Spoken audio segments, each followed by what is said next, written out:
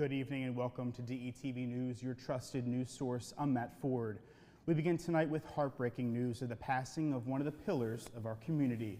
Dr. Terrance Newton, principal of Warner Elementary School, has unfortunately succumbed to his injuries from a motorcycle crash that happened Friday night on Old Baltimore Pike in Newark. The family of DETV offers their sincere condolences and regards to the family of Dr. Newton. He was a regular guest here on DETV and so beloved by the community. Here joining us now live is DETV founder Ivan Thomas. Ivan. Thanks, Matt.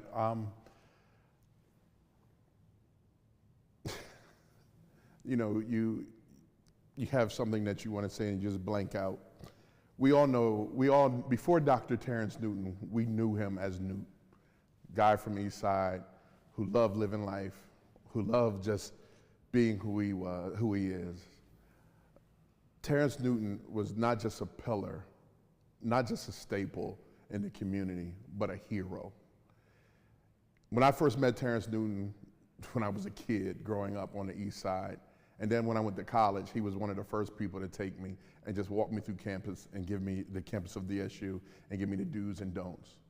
To see who he developed into was such an honor, and it gave brothers like me hope to be just a third, just a ink spot of what he was doing in the community. His passing is tragic, but yet it's going to leave a huge stain on Wilmington. But most of all, the kids that he helped, the kids that he was the hero for and the hero to. So at this moment, we're just going to have a moment of silence and remember the amazing life of Newt.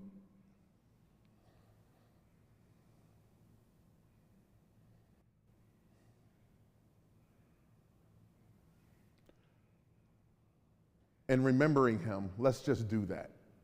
Everything that we do in life, make sure it has a level of humanity attached to it, because that's what Newt would do.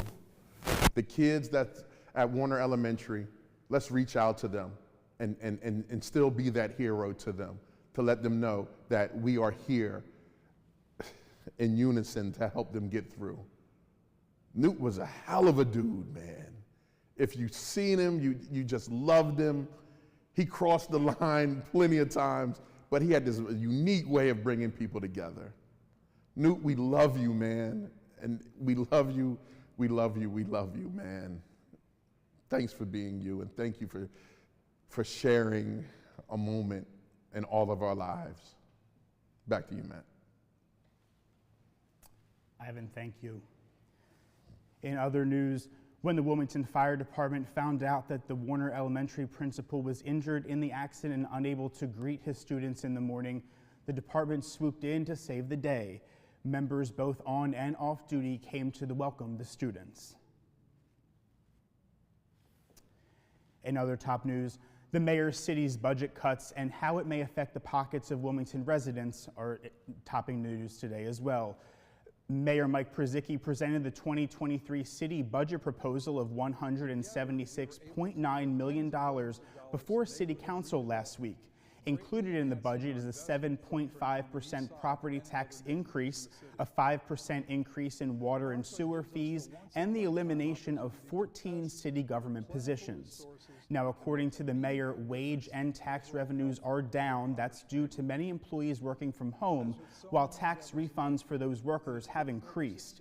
He says tax and fee increases are necessary to address lost revenues from the pandemic.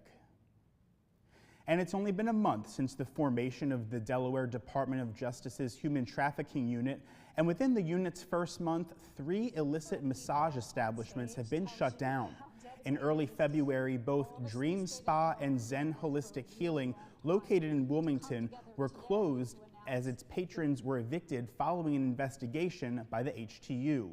Dream Spa had reportedly been operating as an illicit massage establishment for several years, while Zen Holistic Healing had been operating as an illicit massage establishment since 2021. Other IMEs in Dover were closed, and 2 individuals involved were arrested and charged with multiple felonies. Moving to other news, for the second year in a row, Forbes has ranked ChristianaCare as one of the best large health systems to work for in the country. The hospital ranked 29th out of 500 best large employers in the United States. ChristianaCare was the only health system in Delaware to make Forbes' list. President and CEO of ChristianaCare, Dr. Janice Nevin, also recently received praises as she was named among Modern Healthcare's 2022 Top 25 Women in Healthcare. Modern Healthcare chose awardees who are influencing policy and care delivery across the country. And on Friday, AmeriCorps members were recognized by County Executive Matt Meyer and Councilwoman Lisa Diller for their service around Newcastle County. The virtual event wrapped up AmeriCorps Week, which recognizes the commitment of millions of Americans who have chosen to serve their country and encourage others to follow in their footsteps.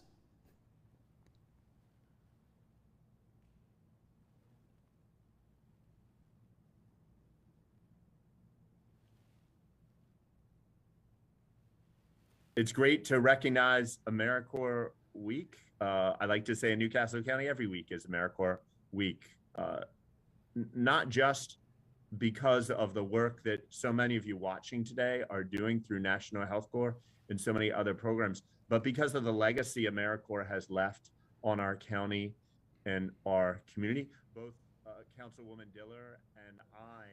Well, spring is finally here, officially as of yesterday. And who else is here? Shakara Denise with our weather for the week. Shakara, how's the first week of spring shaping up?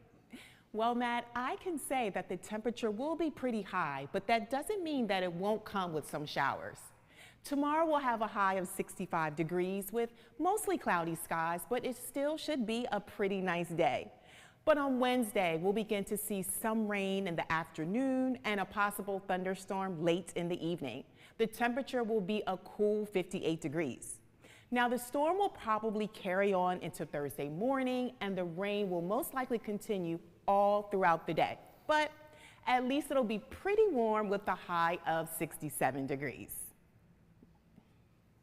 All right, Shakara, I'll take that. 67 degrees, that's not too bad. Yeah, not too bad at all. I think it'll be great for spring, so I'm looking forward to it. Very good. So beach plans, or is that a little preemptive for right now? Preemptive right now, Preemptive. but you know I'll put away the winter coat. How's Yeah. that to start with? That totally works. Thanks, Shakara, Matt. Thank you so much for being with us. Moving on, a new science, technology, engineering, and math, or STEM program will soon be coming to the students of Drexel Newman Academy. Our DETV reporter Kaylin Pride has more on the Delaware company responsible for this upcoming initiative. For the students and staff of Drexel Newman Academy, it was a day of celebration as the ribbon was cut for the school's Chemours STEM studio. The Chemours Company, an American global chemistry company, joined representatives from the National Hockey League and the Ed Snyder Youth Hockey Foundation to launch the Education and Enrichment Program alongside leadership, students, and faculty of the Academy and Newman University. The work here begins today. The work in creating the space. We want to create it to be a collaborative space with lots of nice furniture, cafe style, and really create a space where students can foster, again, that hands-on experience, that love of learning, foster that creativity and that imagination. The executive vice president of the Ed Snyder Youth Hockey Foundation says that, like the NHL, they believe that teaching children a new sport provides them with critical life skills that can translate into future careers in STEM. Well, the Ed Snyder Youth Hockey Foundation is committed to providing opportunities to young people to help them succeed in life. And we see this as an opportunity to come together with partners to provide inspiration, additional education, and some critical life skills to help them on their path to success. The Chemours STEM Studio is based around the company's ChemFest, which was launched in November to give middle school students more opportunities and access to STEM. At Chemours, we really believe that the future of science, technology, engineering, and math really starts in local communities, and it starts with students when they're in 4th to 8th grade. I mean, that is really the time when, if you introduce to them the world of possibilities related to STEM, it's when you can instill a lifelong love of STEM disciplines. Drexel Newman Academy is located in Chester, Pennsylvania, and although Chemours is based in Wilmington, the company believes in investing in local communities no matter the location. We are really committed to finding communities and students who are under-resourced and underrepresented. If the need is there, if the potential is there, if the opportunity is there for us to impact and build a vibrant community, we want to be a part of that. The program will benefit more than 100 Drexel Newman Academy students, and they'll have the opportunity to work directly with Comores experts, both inside and out of the classroom. With DETV, I'm Kaylin Pride.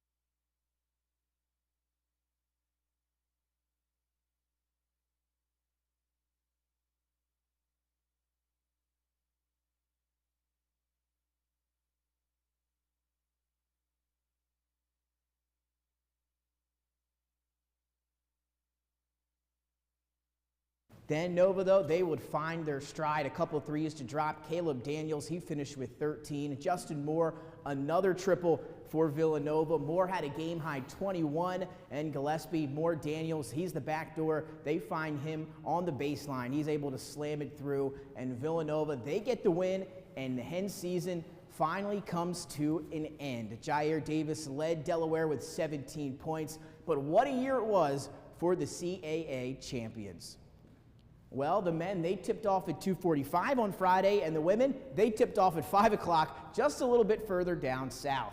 The CAA women's champion and number 13 seeded Delaware Blue Hens, they took a trip to College Park to battle with the number 4 seed in that Spokane region, the Maryland Terps. Jasmine Dickey's potential last game as a Blue Hen, and not far from her Baltimore home there in College Park, Maryland. First quarter, Diamond Miller knocks down the straightaway 3 for Maryland, 7-2 early lead for the Terps. Then later in the first, Hens trailing when Michaela Pippin able to spin and hits from inside. Then into the second quarter, Paris McBride, she's going to go baseline, a pretty floater there. Hens down by just 11. Then a little bit later on, Jasmine Dickey in transition connects on the pull-up jumper. Hens down by just 8, and then before the half, Dickey again, this time from 3. Terps up 10 at the break, but it was all Maryland in the third. A big lead for the Terps, but Skinner drives here, kicks to Pippin. She drills another 3 for Delaware. A big game for Michaela Pippin, but when it was all said and done, number 4 Maryland, they get the big win, 102-71 over Delaware. Jasmine Dickey, she ends her Delaware career with a 31-point performance in the NCAA tournament. Congratulations to both the men and women's University of Delaware basketball programs for very successful seasons. Now let's talk a little high school basketball, and maybe for the final time of the year. The boys and girls All-State teams were announced earlier this week. The All-State team is selected through voting of all the state's head coaches and selected media who covered Delaware high school basketball. So let's take a look at these teams. In the first team, it's your returning player of the year, India Johnston, the senior from Carabel. She leads the way there. Then from the Charter School of Wilmington, Emma Brown. The senior from Sanford, Amaya Carroll. senior from St. Elizabeth's, Rory Siskowski, and the junior from Sanford, Dallas Pierce. So that's your first team. Let's take a look at the second team. Gabrielle Almonte, the senior from Lake Forest, Micaiah Applewhite, the senior from Cape Henlopen, Zai Kilgo, the junior from Sanford, Emma Kirby, the junior for Tatnall, and Morgan Mahoney, the senior for Cape Henlopen. And rounding things out here for the third team All-State in women's basketball, Riley Hevlo, the senior from Newark Charter, Hannah Kelly, the junior from Ursuline, Sophia Messick, the junior from St. Mark's, Amira Trader, the junior from AI DuPont, and Chastity Wilson, the freshman from St. George's. So there's your three All-State teams for the girls. Let's take a look now at the boys All-State teams, and they're led by the Player of the Year, Justin Mullen, the senior from Salesianum High School. A part of that first team joining Justin Mullen will be Demir Hollingsworth, the senior from Howard, Brett Ricketts, the junior from Seaford, Dean Shepard, the junior from Tower Hill, fresh off that state title, and Gabriel Valmont, the senior from William Penn. What a show he put on in that blue-gold all-star game this past weekend. Over to the second team, John Clemens, the talented junior from Caravel, Lish Gregory, the senior from Smyrna High School, Jaheim Harrell, the sophomore from Dover, and Jeremiah Stewart Herring, the junior from St. Elizabeth's. Rounding out the second team is the sophomore from Sally's, Isaiah Hinson. Now to the third team All-State, Darius Brown, the senior from Howard, Tyrese Fortune, the senior from Seaford, Emmanuel McCrae Mosley, the senior from Woodbridge High School, and then Daniel Starkey from Wilmington Christian, and Javier White, of course, the senior from Laurel. Congrats to all those that received All-State honors. And not just a big week for March Madness in college basketball, but how about those Phillies? Bryce Harper was open about what he wanted his squad to do in free agency last week, and the Phils were listening. Not long after that opening of free agency, the Phillies were able to sign Kyle Schwarber and Nick Castellanos, two of the prize free agents in this offseason class.